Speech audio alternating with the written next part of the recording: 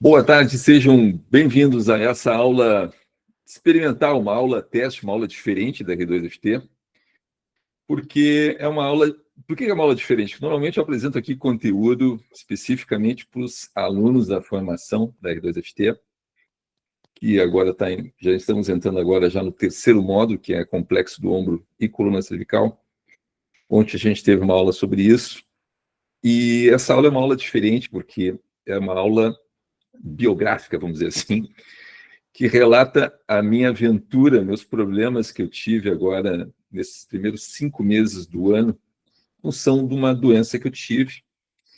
E eu acredito que muitas pessoas estejam passando com problemas parecidos com esses que eu tive.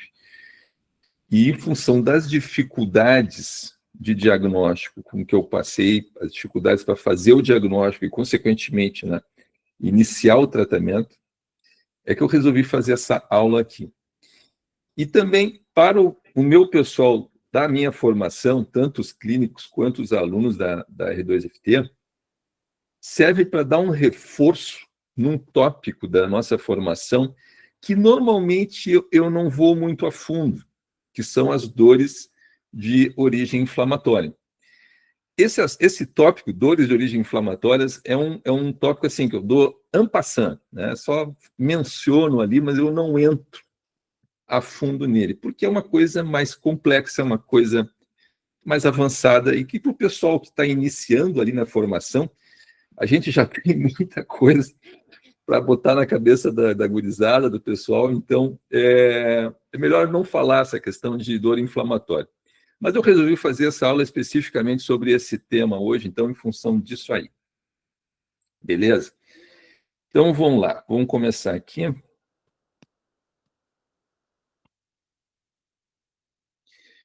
Eu só vou pedir para vocês me confirmarem, por áudio aí, naturalmente, se vocês estão vendo o slide e a minha figura do lado, assim, numa janelinha. Sim. Sim? Só o slide, Ivan. Uhum. Eu vou ver, agora vou trocar. Aparece, Eu estou olhando slide? embaixo. Eu estou Agora- digitando embaixo do slide. Agora apareceu o teu palestrante ali. Uhum. Tá, trocou o slide, né? Trocou. Tá bom. Bom, para quem não me conhece, professor Ivan Jardim, eu tenho a clínica R2FT. R2FT significa da reabilitação para o treinamento funcional. Nós trabalhamos aqui com reabilitação neuromuscular. Reabilitação neuromuscular é uma forma de tratamento para dor e não existe no Brasil. Existe lá fora há décadas, mas aqui no Brasil não existe. E, além da clínica, eu também tenho a missão, né, de espalhar esse conhecimento aqui para os demais colegas profissionais de educação física, fisioterapeutas, enfim, pessoal da área da saúde, que lida com dor, ou quer ajudar as pessoas a lidar com a dor. Então, eu tenho o curso de formação, e ao longo desses anos que eu trabalho na formação, eu consegui formar 4 clínicos, né?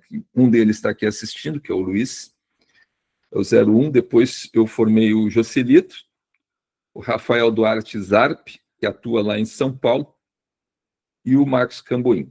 Então, nós temos esse grupo, é um grupo fechado hoje em dia, eu não vou mais formar clínicos da forma como eu fiz. Então, são esses 4 aqui que nós temos e provavelmente vai ficar nisso aí, tá bom? Bom, os objetivos da aula é o seguinte, né? Longe de mim querer dar uma aula sobre reumatismo, porque eu não sou médico, beleza? Eu sou um profissional de educação física. Então, o objetivo dessa aula simplesmente é fazer uma aula introdutória sobre os problemas inflamatórios que causam dor. Claro, eu vou falar sobre reumatismo, mas a ideia não ir a fundo no reumatismo, porque é um tema extremamente complexo e não é da minha competência fazer isso aqui. Então, na verdade, como eu falei antes, é uma narrativa dos problemas que eu passei aí nesses primeiros 5 meses. Mas antes de entrar na parte inflamatória da dor, deixa eu falar para vocês como é que nós aqui na R2 tratamos da dor, como é que a gente enxerga o problema da dor e qual é a diferença, ou diferencial, os diferenciais, entre a nossa abordagem e as abordagens convencionais de tratamento para dor que existem aqui no Brasil. Aqui no Brasil, tipicamente a situação é a seguinte: se você tem dor, essa dor está associada principalmente a problemas estruturais, que são aqueles problemas que aparecem em exames de imagem. Se aparece em exame de imagem, é um problema estrutural. E há uma tendência natural de fazer sempre essa correlação, né, entre a dor e algum problema físico. É a tendência. Nós aqui temos uma visão um pouco mais abrangente da coisa, tá? Então, além dos problemas estruturais, que evidentemente existem e causam dor, nós também enxergamos a dor como tendo uma origem de desequilíbrios musculares. Desequilíbrios musculares são ocasionados ou por excesso de treino ou por falta de atividade física, né? O falecido Dr. Leon Charton dizia, né, que a fáscia disfunciona por excesso de uso, falta de uso ou uso indevido, né?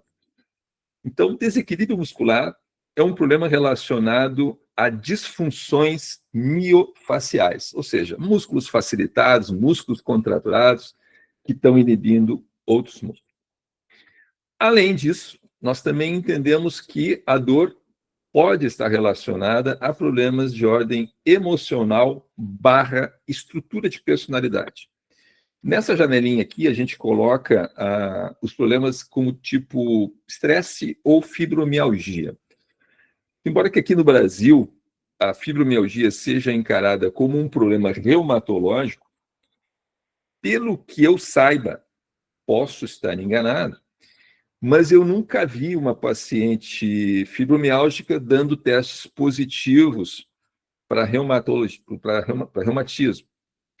Então, e do contrário, ao contrário, eu sempre associo problemas de ordem emocional / estrutura de personalidade a problemas emocionais, aqui a fibromialgia. Não vou entrar nesse assunto agora. E, naturalmente, temos o tema de hoje, que são os problemas de ordem inflamatória. Tá? Vamos por partes. Problemas estruturais são hérnias, protusões discais, artrose, artrite e demais lesões. Tá? Por exemplo, nessa coluna aqui, vocês podem ver problemas de artrose. Olha só aqui, como está bem comprometida e já uma cifose instalada. Tá? Então, isso aqui é um problema estrutural e que provavelmente causa dor. Como é que a gente lida, então, com dores de origem estrutural? Ora, se é estrutural, nós não podemos, evidentemente, eliminar a causa do problema, porque lá está e lá vai ficar. Mas o que nós podemos fazer, ajudar a pessoa, é tratar as sequelas neuromusculares oriundas do problema. Vamos imaginar, por exemplo, a questão de uma hérnia de disco, tá? Para simplificar a coisa. Vamos supor que a pessoa tenha sofrido o problema, efetivamente teve uma hérnia de disco. O que essa hérnia de disco faz? Na musculatura do entorno da lesão, ocorre a inibição daquela musculatura.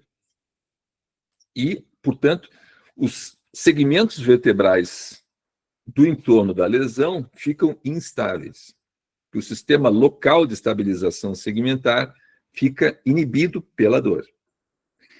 Se esse sistema local de estabilização da coluna fica inibido, reflexamente vai causar a facilitação, a contratura do sistema global de estabilização, que são os músculos superficiais.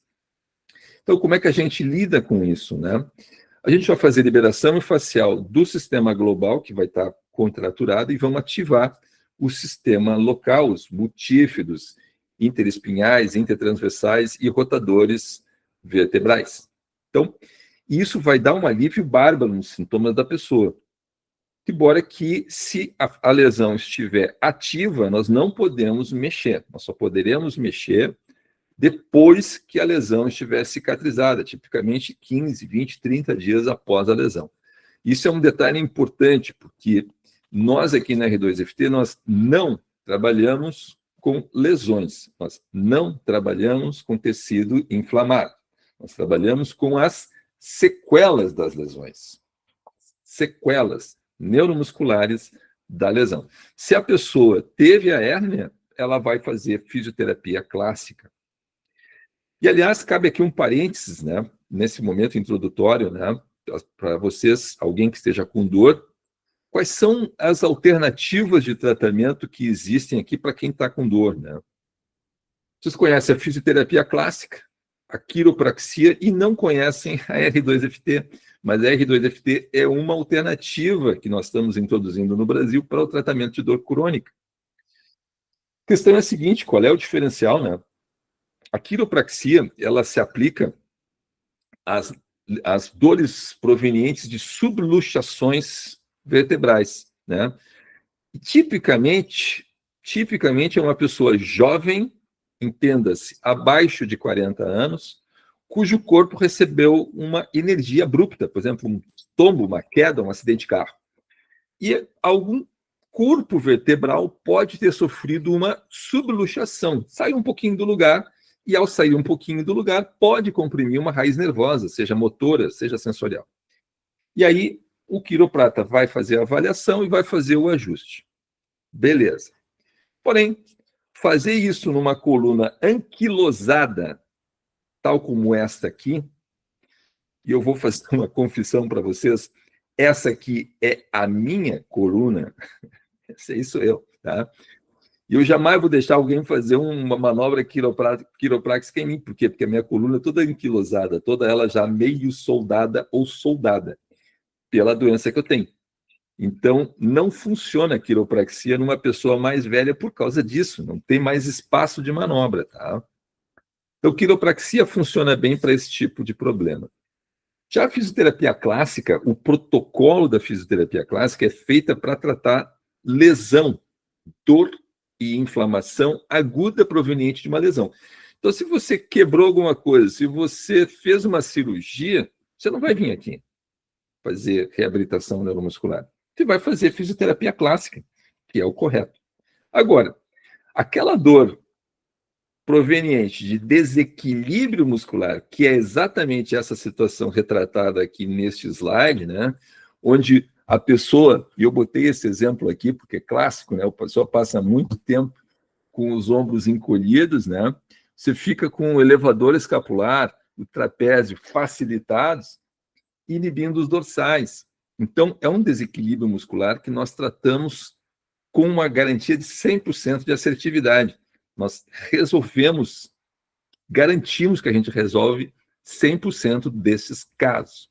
É ou não é, Luiz? Fala aí um pouquinho. Alô, Luiz? Acho que agora ele não está aí. Bom, o que é desequilíbrio muscular?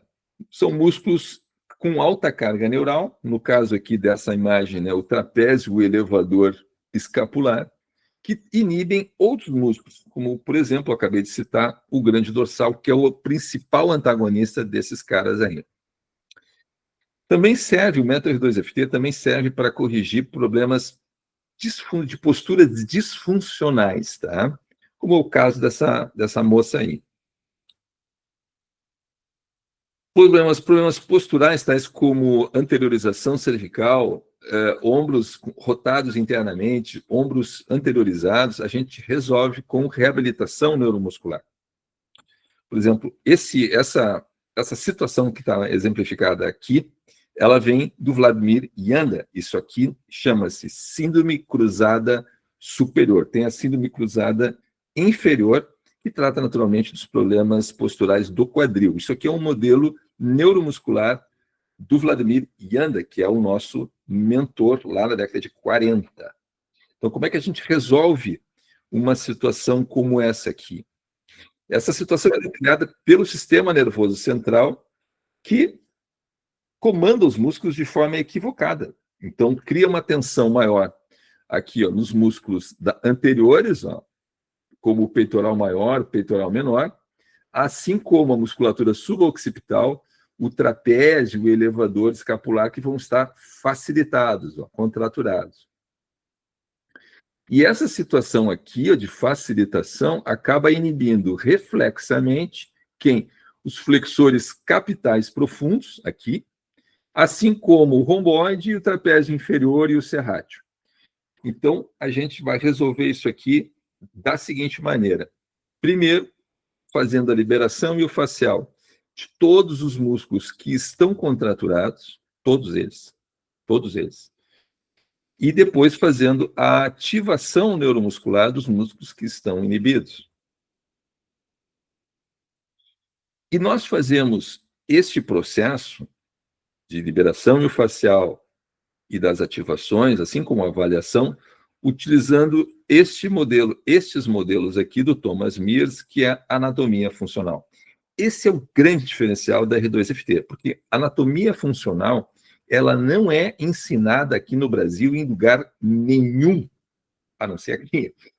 Ela não é ensinada em nenhuma faculdade, não é ensinada em nenhum lugar, na medicina, na fisioterapia, nada, zero. Por quê?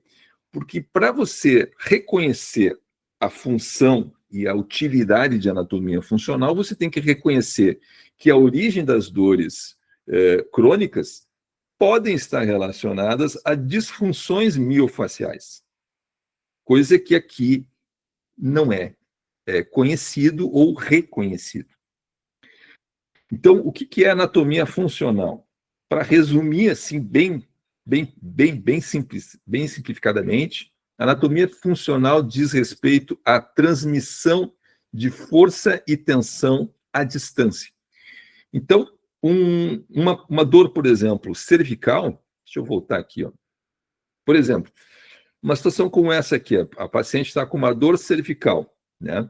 Se ela vai num serviço clássico aqui de atendimento para dor, o profissional vai dizer, onde é que dói? Dói aqui na cervical, beleza. Aí, se o profissional faz liberação miofascial, vai fazer no local da dor referida. Nós aqui na R2 não fazemos somente isso. Se a pessoa tem dor, refere dor cervical, nós vamos começar a avaliar toda a musculatura que tem a ver ou que pode ter a ver com aquele problema. No caso da dor cervical, nós vamos começar a avaliar pelo diafragma intercostais, peitoral maior, peitoral menor, coracobraquial, tendão da cabeça longa, serrátil, subescapular, supraespinhal, infraespinhal, redondo menor, redondo maior, tríceps, enfim, todos occipitais, escalenos, todos os músculos do complexo do ombro e da coluna cervical vão ser avaliados. E todos os músculos envolvidos vão ser trabalhados. E isso é o que diferencia e é o que dá a assertividade deste método para o tratamento de dores provenientes de desequilíbrios musculares. No caso de dores de origem emocional, estresse, como é que nós conseguimos ajudar as pessoas? Através de liberação miofascial abdominal, tá? Visceral. Porque aqui na frente passa o psoas e passa um nervo vago, que inerva o sistema digestório. Então, quando a gente faz uma liberação miofascial de baixa carga, né, nessa região, nós ativamos o sistema parasimpático. Ativamos de forma reflexa o sistema parasimpático, que é a parte do sistema nervoso autônomo que faz a pessoa relaxar. O sistema nervoso autônomo, ele é composto de duas partes, né? O simpático e o parasimpático. E os dois, ao longo do dia, eles ficam andando assim, né? Então, a gente está trabalhando, está treinando, está fazendo alguma coisa, está acordado, está com o sistema simpático acima do parasimpático. Aí, quando você chega em casa, toma um banho, vai relaxar, vai deitar, o parasimpático vence o simpático e você vai relaxar. Nas pessoas estressadas e com dor, o sistema simpático está travado ali em cima, ele não desce. E o que a liberação miofascial de baixa carga, nessa região específica, na região ventral ali do psoas, faz? ela levanta reflexamente o sistema parasimpático. E quando isso acontece, a pessoa relaxa. E o primeiro sinal que a pessoa relaxa, muitas vezes, é a pessoa boceja, suspira de alívio. É quando o parasimpático finalmente vence o simpático, porque como eles nunca vão estar juntos, né? É sempre uma gangorra, né? Sobe um, desce outro, né? Então funciona assim, as dores de origem emocional. Então, para resumir aqui, o método R2FT, ele funciona perfeitamente para desequilíbrios musculares, para ajudar nas questões de estresse, e o treinamento funcional, porque a nossa filosofia de trabalho está expressa aqui nessa pirâmide, né? Primeiro a gente faz atenção à dor, vê se a pessoa está com dor. Em seguida, nós avaliamos a função dela, se está tudo ok, os padrões fundamentais do movimento humano, para, por último, dar o treinamento para ela. Porque nós entendemos que se a pessoa está com dor, se a pessoa está com dor, ela não está com os sistemas funcionando. Então não tem como, não tem lógica você aplicar treinamento em cima de algo que está disfuncional. Então, por isso que nós temos essa visão de primeiro restaurar a função para depois dar treinamento. Como nós somos profissionais de educação física, o nosso negócio é dar treinamento para as pessoas. Mas antes a gente tem que deixar as pessoas funcionando. Aí vai ter sempre aquela pessoa assim, tá, professor Ivan, mas eu não quero aquele negócio de ficar pulando na caixa e cordinha naval, fazendo assim, fazendo assado, fazendo equilíbrio em bozu, aquela coisa toda. Não, mas acontece que a nossa visão aqui de treinamento funcional não tem nada a ver com essa encenação circense que vocês testemunham nas academias aí, né? Não tem nada a ver com isso, nada a ver. Para nós aqui na R2FT, treinamento funcional são duas coisas. Uma delas é isso aí, restaurar e fortalecer os subsistemas do core, que são 5 subsistemas, e restaurar a funcionalidade da pessoa nos padrões fundamentais do movimento humano, como é o caso, por exemplo, aqui, quadril dominante, um terra romeno, a foto da esquerda, a moça de preto realizando perfeitamente o terra romeno, e evidentemente aqui na foto da direita a pessoa está com uma baita de uma perda de dissociação lombopélvica, então aquilo ali está completamente errado. Então nós temos condições de ajudar essa pessoa, da imagem da foto da direita, para trabalhar como aquela moça ali de preto. Porque esse caso aqui vai dar problema para essa pessoa, né? Então, essa é a nossa missão aqui. Entrando, então, agora, efetivamente, no tópico dessa aula, que é dor de origem inflamatória. A dor de origem inflamatória, para nós, ela tem basicamente 2 apresentações que são irmãs, são paralelas, elas não são excludentes nem nada, elas são coisas muito semelhantes, e é importante poder fazer o diagnóstico diferencial entre uma coisa e outra. Uma forma muito comum de apresentação de dor inflamatória são as disfunções no sistema digestório.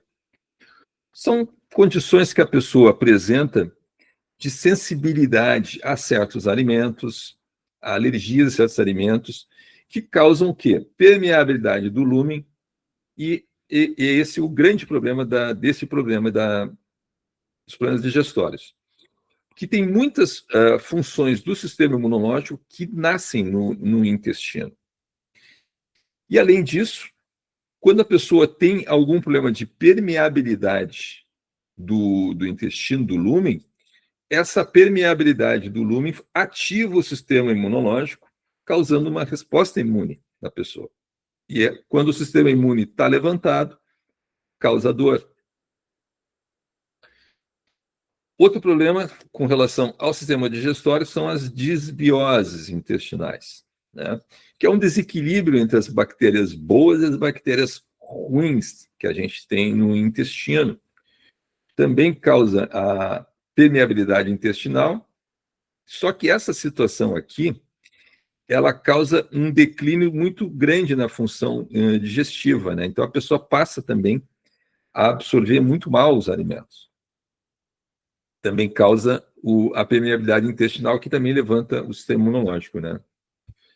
Quais são os sintomas mais comuns, as manifestações clínicas mais comuns desse tipo de problema, né? A pessoa come alguma coisa e sente um inchaço abdominal, gases, refluxo, diarreia, constipação ou peristaltismo exagerado.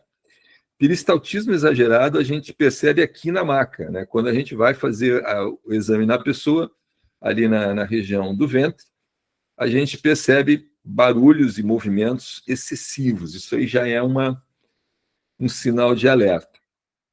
Outros sintomas: fadiga crônica, cansaço. Um cansaço que não passa nunca, né? A pessoa acorda cansada.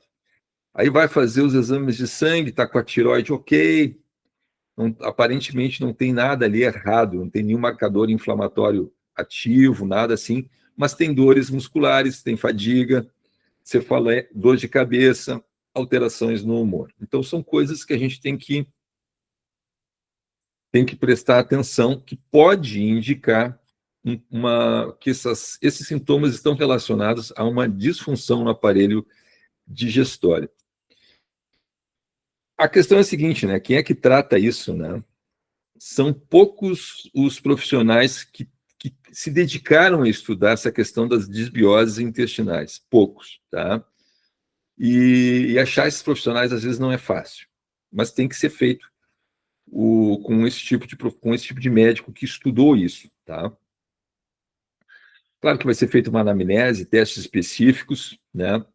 E o tratamento, via de regra, ele é feito com testes na dieta da pessoa, onde se vai excluindo ou introduzindo, mas a princípio vai se excluindo, né? Uma série de alimentos que tradicionalmente vão causar problemas.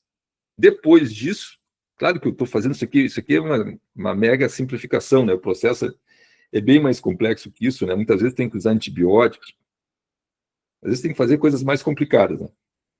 Mas depois de arrumada a casa, vai se recolonizar o intestino com determinados probióticos, né?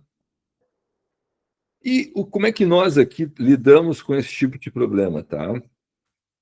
Infelizmente, esse tipo de problema, nós não conseguimos ajudar a pessoa de forma assertiva, tá? Apenas de forma sintomática e muitas vezes, como no caso dessa paciente aqui, nem assim. Porque como esses problemas relacionados à função intestinal causa normalmente, como no caso dessa paciente aqui, né, dificuldade de absorção dos alimentos, a pessoa acaba adquirindo uma condição de fraqueza muito grande, de perda de massa muscular muito grande.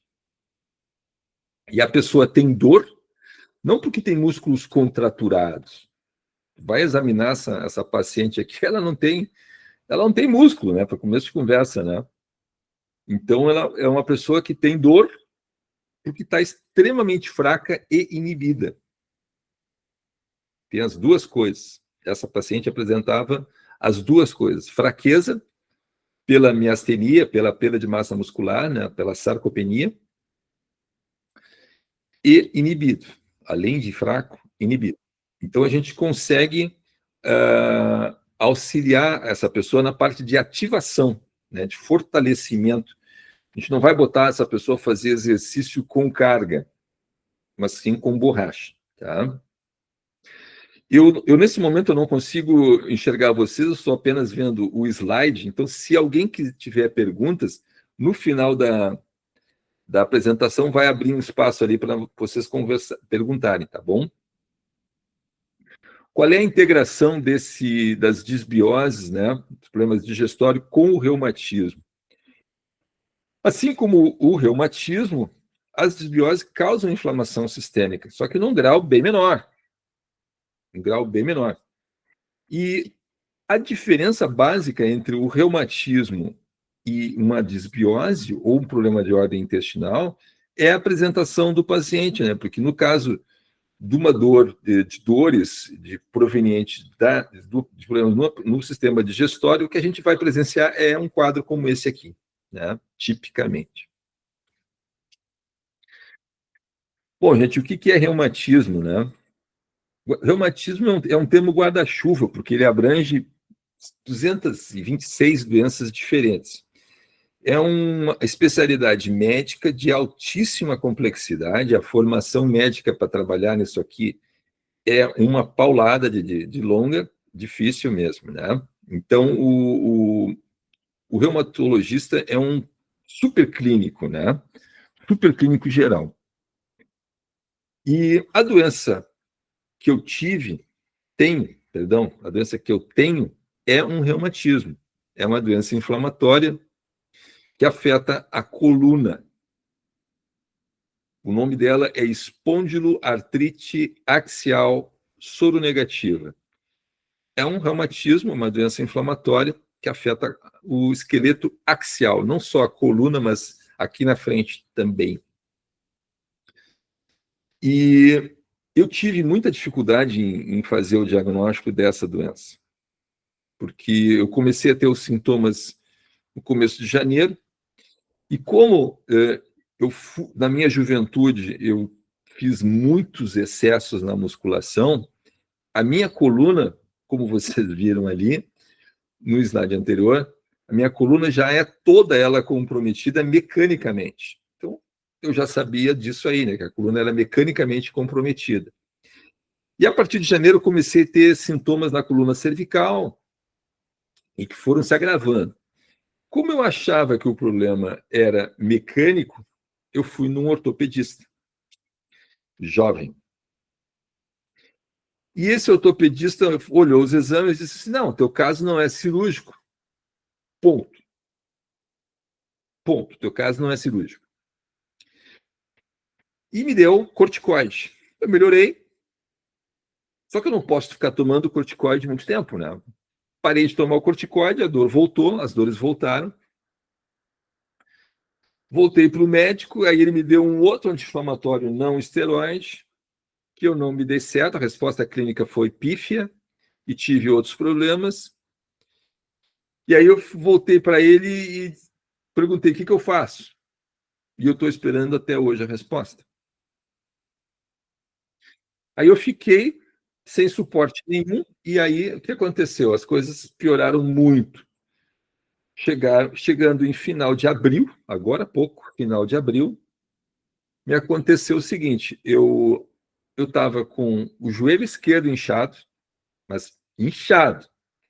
A minha risartrose afetada, inchada, minha mão estava desse tamanho, estava com dor no ombro, estava com dor na fascite plantar, dor lombar e aqui em cima totalmente travada, minha coluna cervical totalmente travada, não conseguia mexer nada.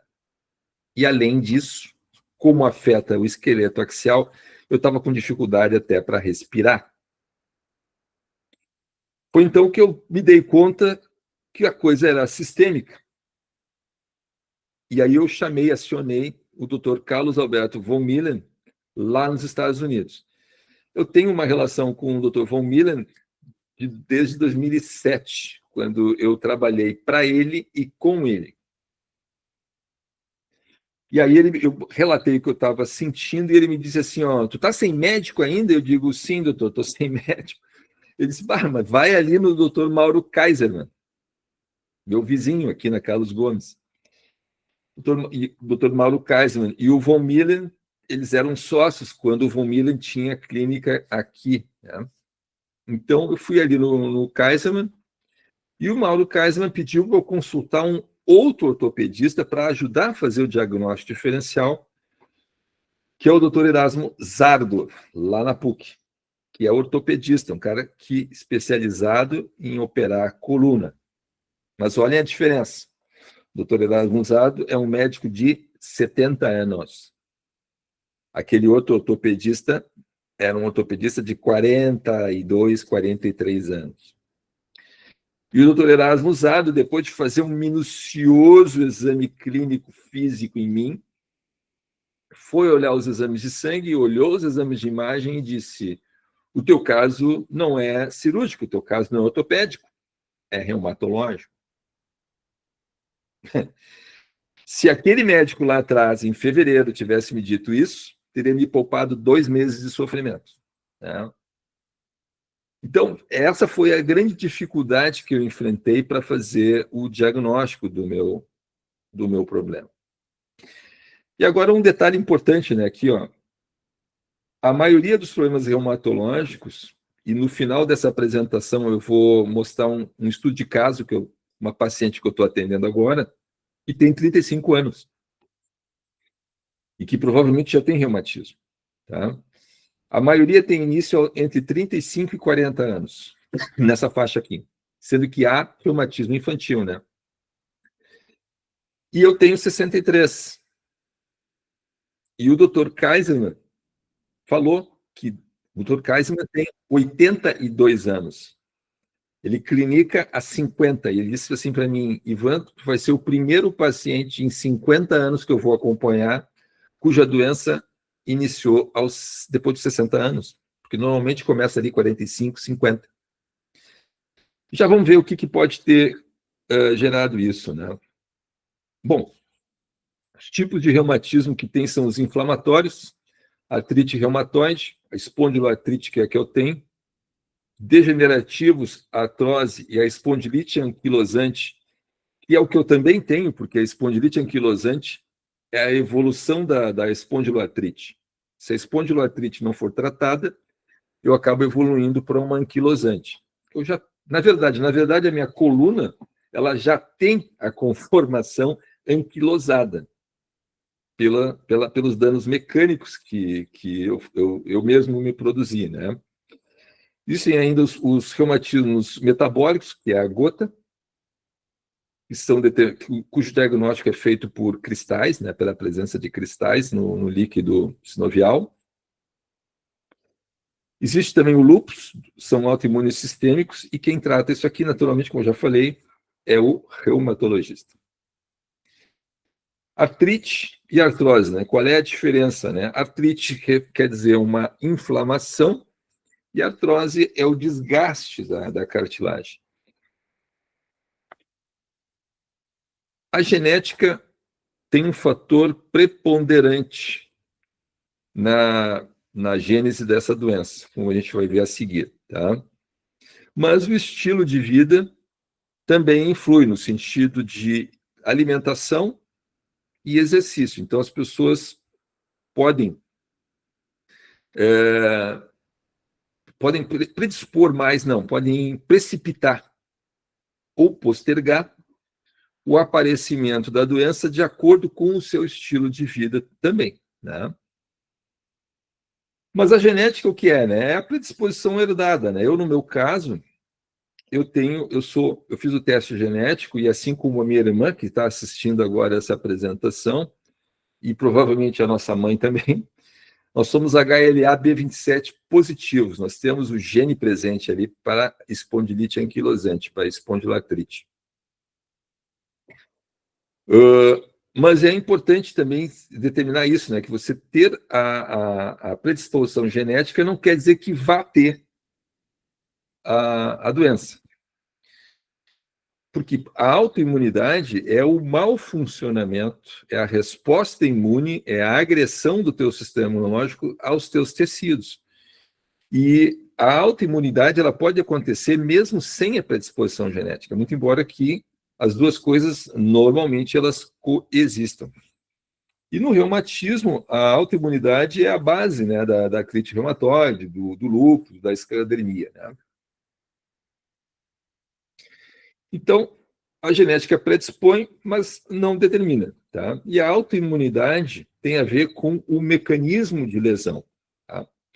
E no meu caso, como na maioria das vezes, o problema é deflagrado quando fecham as duas coisas, né? Tem a predisposição genética e tem um gatilho ambiental, que é estresse emocional ou estresse físico, né? Um trauma.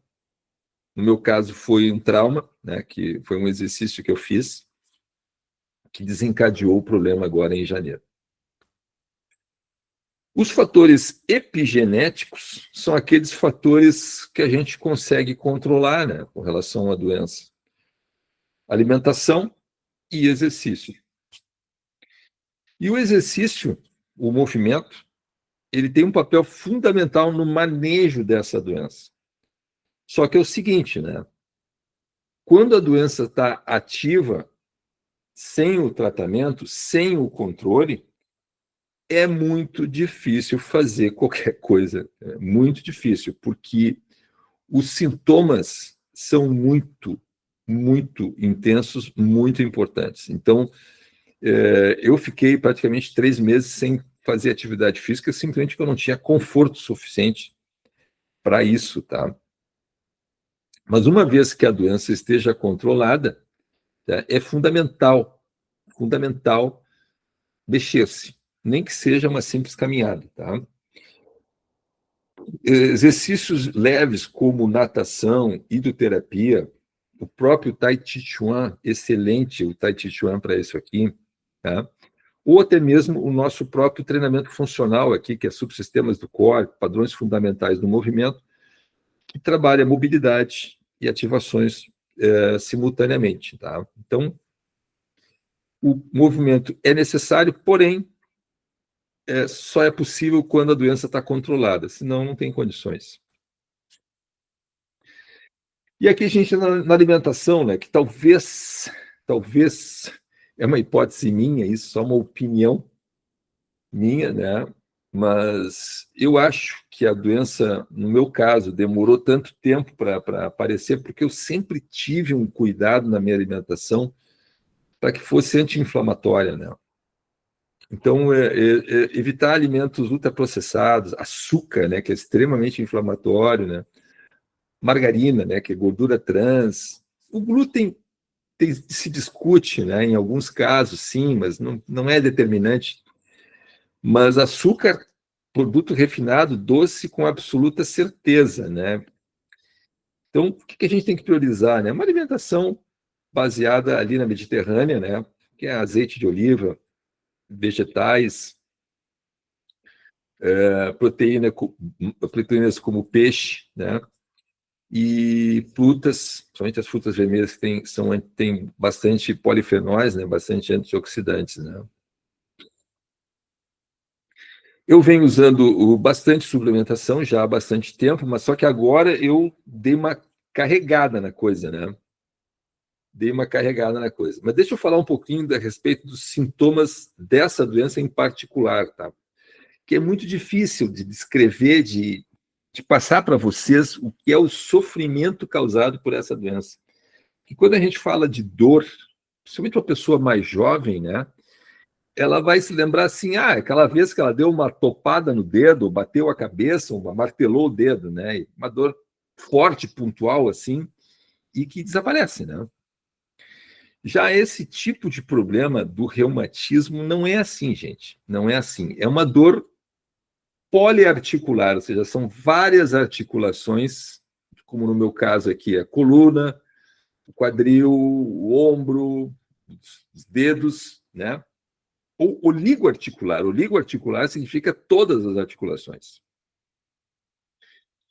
E a pessoa sente não apenas uma contratura muscular, porque uma contratura muscular é uma condição que acomete normalmente uma ou duas articulações e outros segmentos corporais não ficam acometidos. Já aqui no reumatismo, a rigidez causada por um alto nível de contração muscular é sistêmica. Então a pessoa fica lentificada, não consegue se mexer com presteza, com rapidez. A pessoa fica se mexendo devagar e de forma rígida. E essa rigidez é muito maior logo ao amanhecer. Depois que a gente começa a se mexer, ela vai melhorando. Basicamente, a gente sente dor em todo o corpo, né? Tu respira, dói, caminha, dói. É um horror o negócio, né? Além disso, tem o inchaço, a fraqueza, o cansaço. Então, assim, para tentar descrever, eu acho que uma analogia que eu criei foi a seguinte. Tenta imaginar que você está no centro de uma megalópole, centro de Nova York, ali, Trafalgar Square, ou no centro de São Paulo, parado, escutando. O que você vai escutar? Um monte de barulho, gente gritando, buzina, sirene, aquele barulho da cidade, né? Aquele vum, né? E aquele monte de informação. Então, aquele monte de informação está entrando no teu cérebro ali, tudo ao mesmo tempo. E agora, nessa experiência mental, tu imagina que tu sai daquela situação e tu dá um passo e tu entra numa câmera anecoica. Câmera anecoica é aquela câmera que tem ruído zero, que, inclusive, é difícil de passar ali mais que alguns minutos. A gente fica com uma sensação, eu não sei, mas dizem que é uma sensação muito, muito ruim ficar naquele lugar ali, não sente nenhum ruído. Essa analogia é a que eu faço com relação à dor que eu sentia, né? E que aquele ruído todo entrando na tua cabeça, na cidade ali que eu descrevi, é a dor.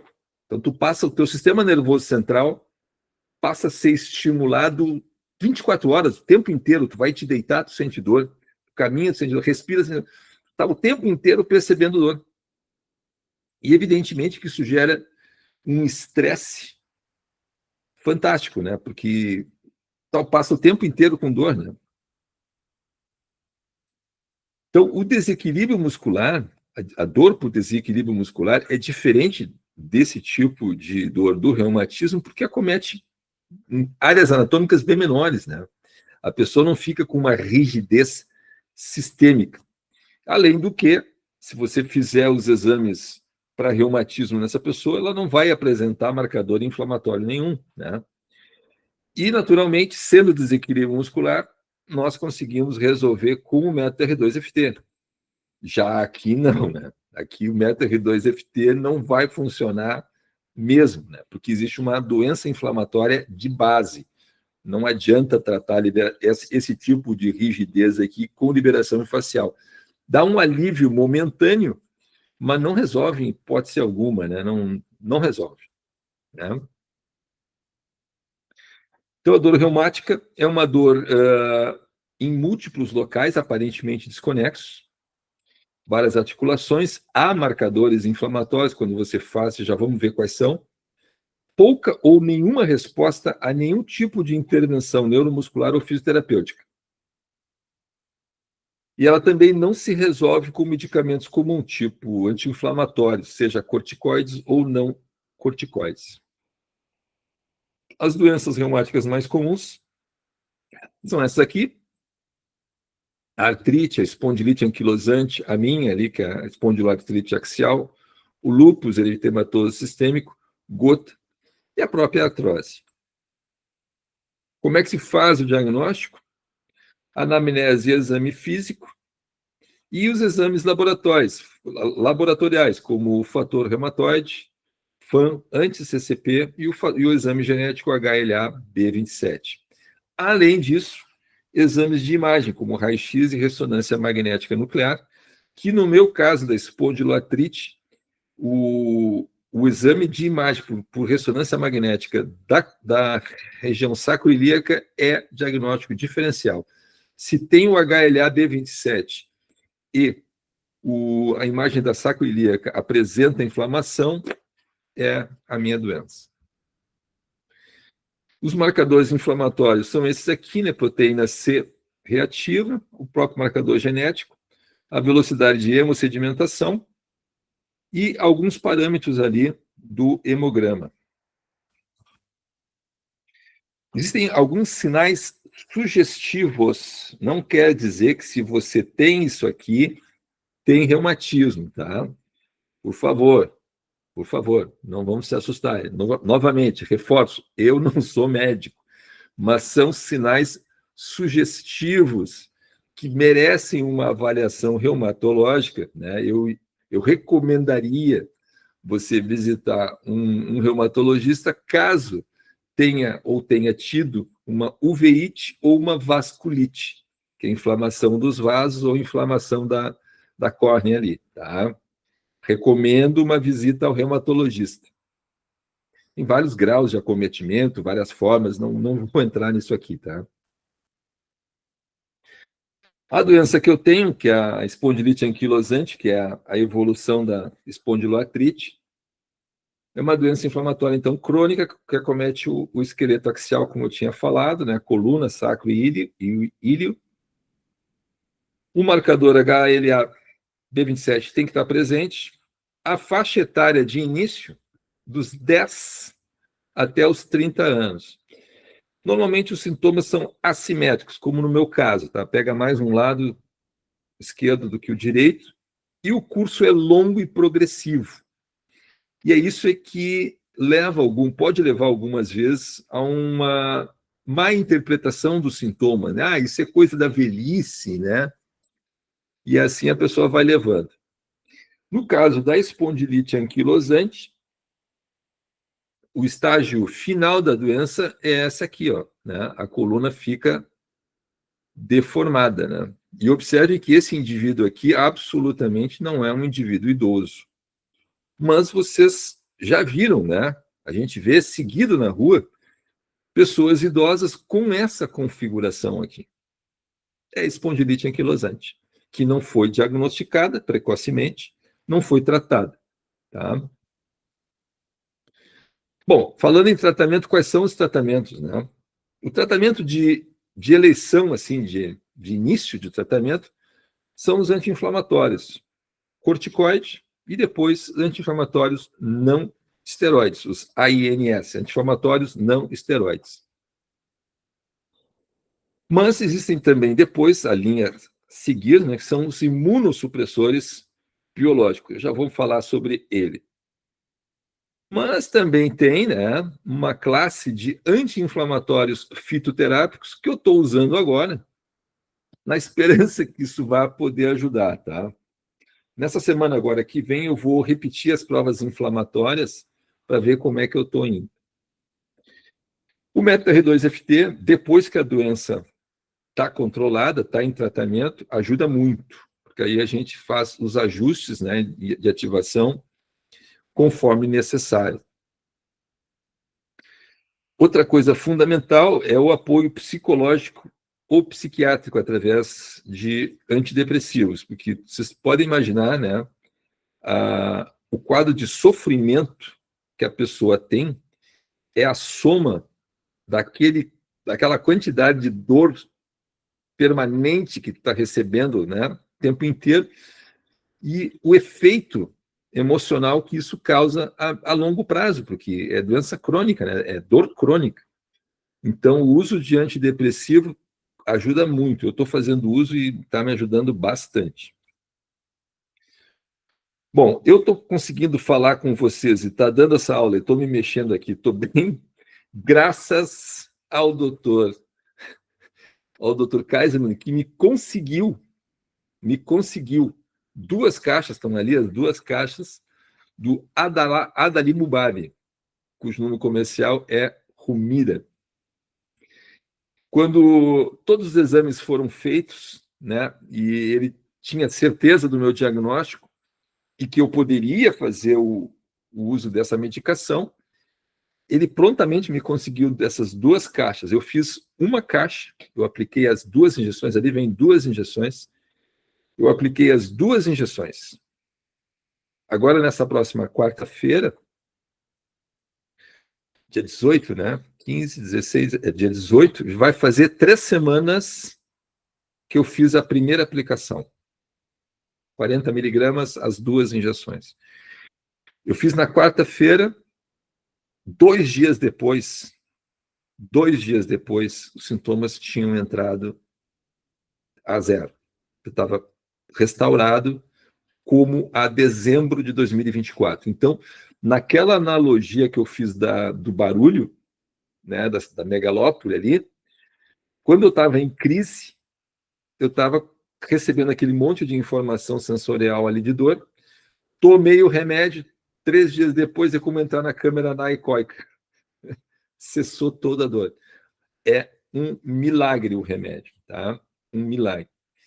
Ele é um remédio caríssimo, cada caixa dessa aí custa R$ 8.000, tem que tomar 2 por mês. Então, eu já fiz a inscrição ali na farmácia do SUS para começar o tratamento, tá? Espero que em breve.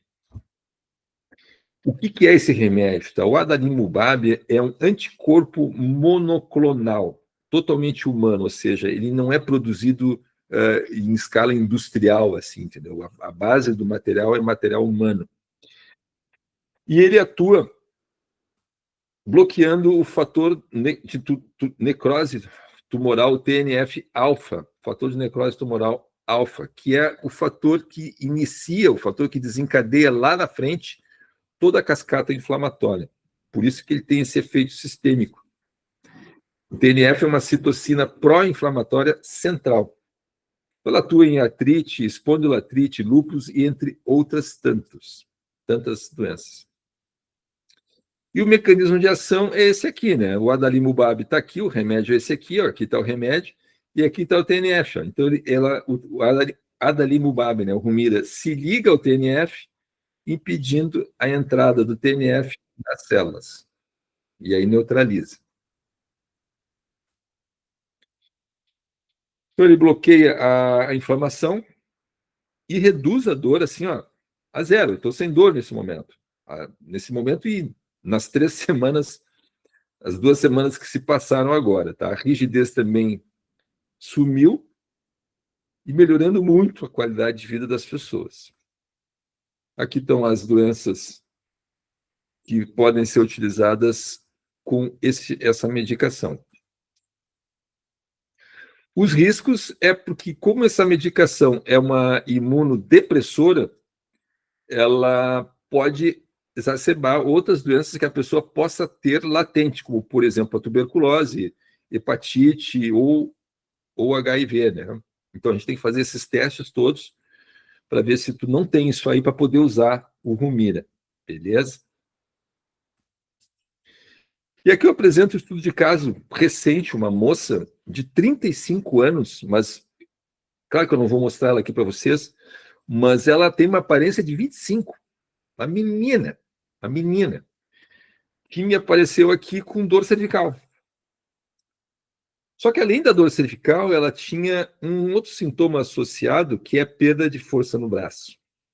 Aí já me liga um sinal amarelo, né? Dor cervical com perda de força no braço, exame de imagem, né? Ressonância magnética direto para ver o que ela tem lá, né? O que está causando isso aqui. E a interpretação é, ela fez o exame de imagem e está aqui, ó, protusão discal paramediana à direita entre C5 e C6, com fissura do anel e extensão parcial ao recesso lateral direito. Ó. Isso aqui, ó, é o que causa, essa protusão discal é o que está causando a perda de força no braço dela. Mas, além disso, olha só o que essa menina apresenta. Artrose grau 1 das articulações interapofisárias C5, C6, C6, C7 com esclerose subcondral. Pô, isso aqui parece eu.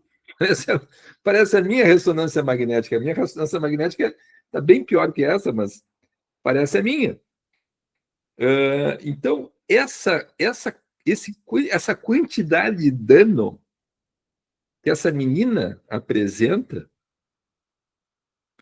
é uma sugestão de reumatismo. Então, ela foi primeiro encaminhada para um ortopedista para avaliar a viabilidade ou a necessidade de uma intervenção cirúrgica no âmbito da medicina, naturalmente, para ver essa questão aqui da fissura do anel, essa protusão aqui, para ver se tem alguma coisa para fazer ali ou não. E depois disso resolvido, encaminhar ela a um reumatologista para ver se ela tem alguma prova inflamatória, se tem alguma coisa reumática a ver, tá? Então, no meu atendimento que eu fiz aqui para ela, eu apenas consegui um resultado paliativo, melhorou um pouquinho, mas não resolvi, né? Porque, evidentemente, tinha coisas estruturais ali, de danos estruturais e talvez reumatológicos associados. Então, para resumir, né? estamos chegando aqui com 1 hora de aula, eu sabia que ia dar mais ou menos 1 hora. O reumatismo não é uma única doença, são 226.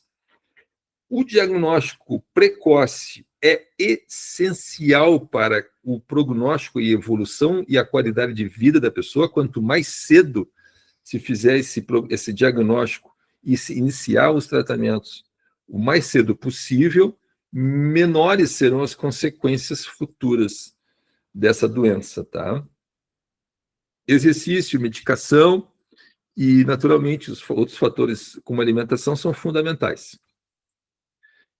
Como referência para essa aula, eu utilizei o livro do Dr. Von Miller, esse aqui, tá? Que é um livro que ele escreveu. Então, agora, nós vamos abrir aqui para a gente conversar. Eu vou cancelar isso aqui.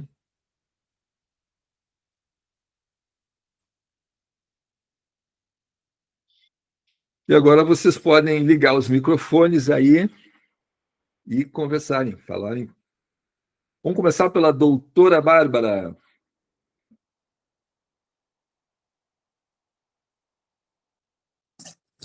Genial a tua aula, muito boa. Tu sabe que essas doenças autoimunes, elas são muito complexas, né? E eu me descobri como doença celíaca, e a doença celíaca tem relação também com essas questões autoimunes e, bem como tu explicasse ali, pela má absorção e pelo dano contínuo, a gente pode desenvolver algumas doenças autoimunes no futuro. Por exemplo, a doença celíaca tem relação com câncer de tireoide, com linfoma, com lúpus. Então, se a gente não trata essas disbioses, essas doenças absortivas, a gente pode desenvolver essas doenças todas autoimunes. A tua aula, sim, foi nota 10, muito boa. Obrigado, doutora Bárbara. Para quem não conhece, a doutora Bárbara Lousada é geriatra. É geriatra. Quer conversar a respeito? Quem está falando? Quem está falando? Bom, vou passar a palavra agora para a minha irmã, a Temis. Não, adorei, Ivan, adorei a tua explanação, nossa. A Temis é paciente, né? A Temis é paciente. A Temis também tem a mesma doença que eu, né, Temizinha? Tem. Mas ainda tu começasse a desenvolver os sintomas com que idade, Temis? Eu vou fazer 70, eu estou em 2008. 2008, que eu senti o primeiro... 52, 53 anos, por ali? Por aí. Aí eu estava tratando em Porto Alegre com a reumatologista, a Raquel, mas com suplementos, né? Ela não quis me dar nenhum remédio, porque não estava ainda a ponto tão crítico como tu, assim, né? E estou me aguentando até agora. Faço os marcadores, esse de inflamatórios, está tudo baixinho, mantenho eles baixinhos, assim. A Temis come brócolis para burro, né, Temizinha? Sim, meu prato é mais verde do que proteína, com certeza, né? Tem que ter ômega 3, essas coisas. O C2. E também nada, faz exercício, caminha, está se virando. Tem a bicicleta aqui atrás. Ó, ali, a bicicleta atrás, não tá de cabide ali, ela usa a bicicleta. Não. Direto. Mantenho o peso, né? Estou tratando a tireoide, que eu estou com hipo também, né? Estou tratando a tireoide, estou segurando o tranco aqui. A mãe, ela chegou com 95 anos com espondilite anquilosante. Estava dobradinha, com dor em todo o corpo, mas ela não se tratava, né? E comia só porcaria. Eu brigava com ela e ela só comia porcaria. Não queria... Eu cresci vendo a minha mãe comendo o café da manhã da minha mãe, era aquele pão cacetinho, margarina, café com leite e açúcar, né? E potes de requeijão. Eu dizia, mãe, isso aí vai te matar. Meu Deus, mas deixa, eu cheguei aos 90 assim. Eu disse, mãe, mas cheia de dor, eu dizia. Não tinha essas medicações, essa medicação que eu estou usando, o Humira, ele foi desenvolvido em 1990. Então, na época da minha mãe, lá, há 50 anos atrás, não tinha nada disso. Eu me lembro que a minha mãe usava Tandrilax. Isso. Tandrilax. Sempre tomando esses anti-inflamatórios aí. Anti-inflamatório não esteroide, né? Meu Deus do céu. E terminou realmente péssima, né? Ela foi aos 96, mas terminou péssima. Péssima. Cheia de dor. Péssima. Não queremos chegar nesse ponto aí. Não, mas tu tá indo muito bem, Terezinha, tá indo muito bem. Não, se precisar, eu entro nos remédios biológicos aí. Não vai precisar, não vai precisar. Moacir, quer colocar alguma coisa, Moacir? Bate, o que eu vou te dizer? Tu não tem dor, né, Moacir? Eu tô com 7,4, mas desde os 20 anos, naquela época era macrobiótica, então eu já me ligava, assim, nessas coisas de saúde, de alimentação, né? E eu, com 65, eu tive um problema no joelho, aí eu fui no Renato Slonka, ortopedista, e o Renato me disse o seguinte: tu quer operar ou fazer exercício? Aí eu comecei a academia com 65, há 9 anos atrás. Tchê, eu não posso reclamar da vida, não tomo um remédio. Tá ótimo. Não tomo nem melhoral, como eu digo, né? que era o que se tomava na minha época lá de guri. Sim. Mas a Lúcia, minha mulher, eu quero dizer o seguinte, claro que alguns termos assim eu fiquei boiando, né? Mas eu entendi muito bem as tuas explanações, gostei muito, te agradeço o convite. Obrigado. Mas eu vou te levar a minha parceira, né? A minha querida, 47 anos comigo, que não está aqui agora, está em São Paulo. Mas eu quero levar a Lúcia, porque a Lúcia tem coisa para ver. E a minha filha descobriu uns negócios assim, umas coisas eu nem sei explicar o que é, mas umas protuberâncias, se diz assim, nos dedos e na mão. Bom, enfim, pode ser, eu fiquei muito assim interessado pelas duas, né? Eu não sabia, primeiro não sabia que tinha tanta coisa envolvendo essa a artrose, né? A artrose é a destruição da articulação, né? Os reumatismos, né? Os reumatismos, reumatismo. As inflamações. As inflamações. Então, eu estou muito curioso, assim, fiquei muito, muito curioso. E eu estou viajando essa semana, eu vou para Santa Catarina, mas em julho eu quero bater na tua porta aí com a minha mulher, tá? Vai ser um prazer te receber aqui, querido. Foi muito bom. Olha, tu não imagina quão bom foi para mim te ouvir essa aula né, e começar assim, a perceber realmente que, não comigo, né, mas com a minha querida mãe dos meus filhos, né, e a minha filha também. A ideia é essa, Então, a ideia dessa aula é essa, né? Quer dizer, tentar ajudar alguém que possa estar precisando dessas informações, né? Porque quando a gente fala de reumatismo, né? Isso é coisa de velho, né? Mas não, eu sempre achei que fosse. não é. É que a gente vê o velho no estágio final da Claro, doença, entendeu? sim, Curvadinho esse, né? A espondilite anquilosante, tu vê o velho no estágio final da doença. claro. Mas essa doença começou lá com 30. Isso aí para mim foi uma novidade assim incrível, né? É. Mas olha, Ivan, que bom que eu participei dessa tua aula aí. Tu sabe Eu que tu pensei mora que no meu comigo, eu coração, disse, né, eu não Moacir? tenho nada, né? Mas o Ivan é tão querido, gosto tanto do Ivan, eu vou ver. E aí eu saí com essa bagagem aí, muito legal, muito bacana mesmo. Pô, show de bola. Obrigado, Moacir. Sempre bem. Obrigado. José, quer falar alguma coisa? O José foi meu paciente aqui, meu aluno paciente. Fala, José. Então, meu amigo, eu tô com aqueles acasos do destino, né? Eu tô com alguns problemas de artrose, né? Ombro, identifiquei um pouco com aquilo que você comentou, entendeu? Dói o ombro, dói o joelho, dói a planta do pé, tudo numa mesma situação, né? Vou dar uma olhadinha, né? Vou tentar seguir um caminho parecido, né? Você sabe muito bem, né? As nossas vamos dizer assim, o estilo de vida, né? Eu sou um cara sedentário, você é uma pessoa totalmente diferente, né? Mas algumas coisas deram match aí no que você comentou. E a minha esposa, Ivan, que eu vou pedir para ela marcar aí um horário com você, ela tem algumas características de doença autoimune, como psoríase, por exemplo, tá? E talvez, e dor crônica também, né? Que talvez, sei lá, possam seguir pelo menos o mesmo caminho diagnóstico. Cara, te agradeço muito aí pelo convite, pelo carinho de sempre. Muito bom te ouvir, Ivan. Muito bom mesmo. Muito obrigado, Obrigadão. José. Grande abraço, irmão. Grande abraço.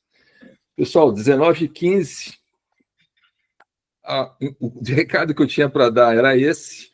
Eu agradeço de coração a presença de todos vocês aqui. Somente a Temizinha aqui, Moacir, a doutora Bárbara, José, todo mundo que esteve disposto de 1 hora aqui no seu domingo aqui para me ouvir. Não, muito obrigado. Muito obrigado Nossa, mesmo. Nós que agradecemos. É, Muito obrigada. Super legal. por Obrigado, compartilhar, Ivan. Ivan. Obrigado, querido. Um abraço Tá? a vocês, uma ótima semana. Obrigado. Igualmente. Tudo A de Obrigado. bom. todos aí. Obrigado. Boa noite. Boa noite. Boa noite. Boa noite. Aproveite.